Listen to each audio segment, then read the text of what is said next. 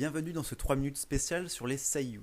J'aborde souvent le sujet des voix des personnages dans mes 3 minutes car c'est un sujet qui me tient à cœur. Le charisme et la crédibilité d'un personnage dépend beaucoup de sa voix. L'animation japonaise produisant beaucoup de séries en peu de temps, les comédiens de doublage japonais appelés seiyuu sont d'une importance capitale pour cette industrie. En France, les comédiens de doublage portent bien leur nom. Très souvent, ce sont des comédiens qui viennent du théâtre, c'est pourquoi ils sont qualifiés de comédiens spécialisés dans le doublage. Même dans les cas où c'est surtout leur carrière dans le doublage qui est connue. Si je vous dis Patricia Legrand, il y a très peu de chances pour que vous me répondiez « Ah oui, je l'ai adoré dans le Malade imaginaire de Molière ». En revanche, vous me direz « Ah mais oui, c'est la voix de Titi, de Sakura chasseuse de cartes et de Merle dans Escaflowne ». Bref, au Japon, c'est différent. D'abord, ce sont souvent des chanteurs ou chanteuses plutôt que des acteurs, et ils chantent même parfois les génériques des séries auxquelles ils participent. Leur nom est beaucoup plus connu du grand public, et certains ont donné leur voix à des centaines de personnages différents, que ce soit dans les séries ou les jeux vidéo. D'autres sont connus pour une voix en particulier, par exemple Masako Nozawa, la voix japonaise de Son Goku.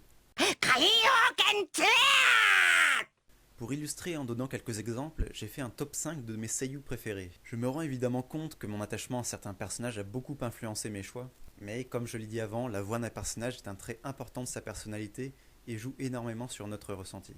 J'avais déjà 4 seiyuu en tête pour mon top, mais la 5e a été difficile à trouver.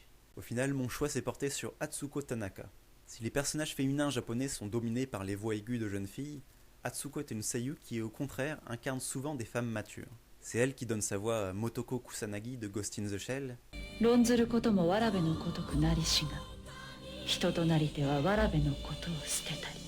Trish dans la série animée Devil May Cry, ou encore Lisa Lisa de JoJo's Bizarre Adventure.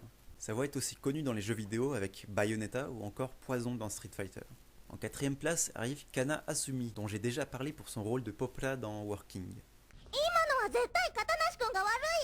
Je trouve qu'elle a une voix très reconnaissable, assez différente de ce que l'on entend d'habitude.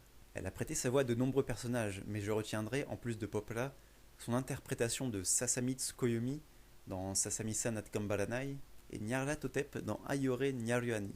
Non, pas la version animée, la version Flash. C'est aussi la voix de Lisa du dernier Fire Emblem.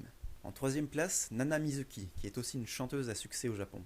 Elle a énormément de voix à son actif, mais parmi les plus connues, on peut citer Hinata dans Naruto, Vras dans la première série des Full Metal Alchemist, et Fate Testarossa dans la série des Magical Girl Lyrical Nanoa.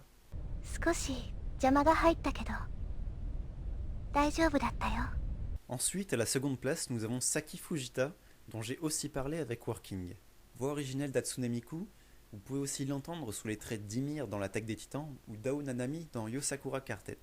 Elle fait aussi la voix d'Elena dans les derniers jeux Street Fighter.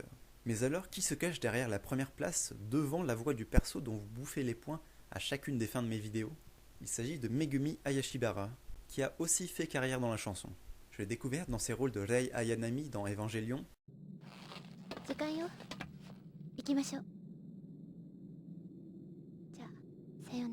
et de Lina Inverse dans Slayers.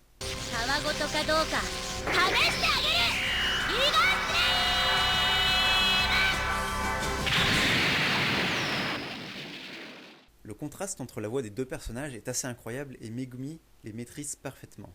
Elle a aussi doublé quelques personnages pas très connus comme Ranma Saotome, Faye Valentine, Jessie de Pokémon ou encore Paprika dans Paprika. Je rappelle que ce top 5 est totalement subjectif et personnel et je vous dis à la prochaine.